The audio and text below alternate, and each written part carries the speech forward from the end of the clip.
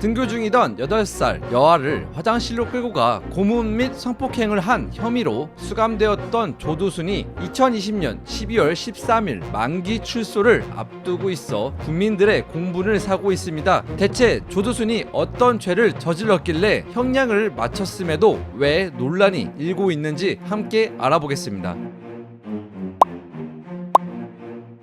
우선 조두순 사건에 대해 간단히 정리해 보겠습니다. 2008년 12월 11일 목요일 오전, 조두순은 등교 중이던 8살 여아에게 접근해 인근 교회 화장실로 끌고 갔습니다. 이어 조두순은 자신의 성기를 내밀어 입으로 빨 것을 강요했습니다. 나영이가 거부하자 주먹으로 머리와 얼굴을 구타한 후 기절시키기 위해 목을 졸랐습니다. 나영이가 기절하지 않자 변기에 머리를 밀어넣어 질식으로 기력을 약하게 한 후 다시 목을 졸라 기절시켰습니다. 이어 기절한 나영이의 몸을 변기에 엎어놓고 자신의 성기를 항문에 삽입 후 1회 사정하고 다시 돌려 눕혀 질에 삽입 후 2회 사정했습니다. 성폭행 과정에서 조두순의 몸짓에 따라 기절한 나영이의 몸이 그대로 흔들렸고 그때마다 머리가 변기에 부딪혀 두부에 연속해서 큰 충격을 입게 됩니다.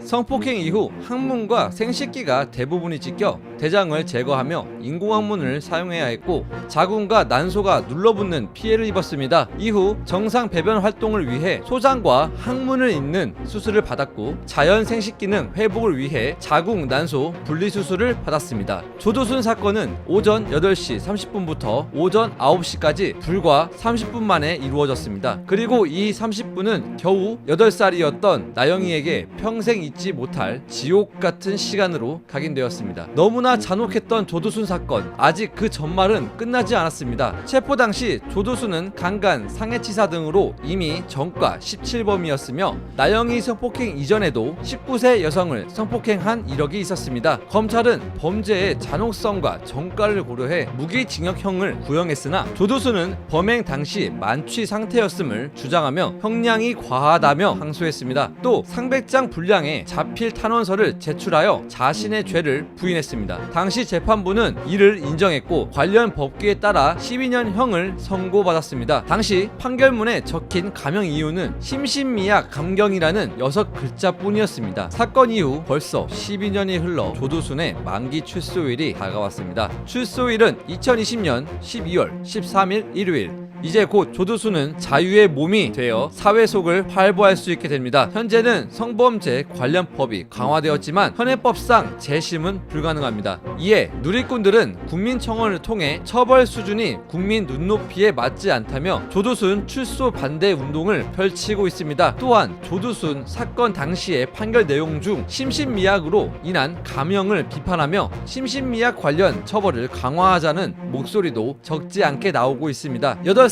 여아를 평생 씻지 못할 상처를 안겨준 조두순. 지금까지 조두순 사건을 정리하며 누리꾼들의 의견을 살펴봤는데요. 곧 형량을 마치고 출소하는 자유의 몸이 되는 조두순에 대한 여러분들의 생각은 어떠신가요?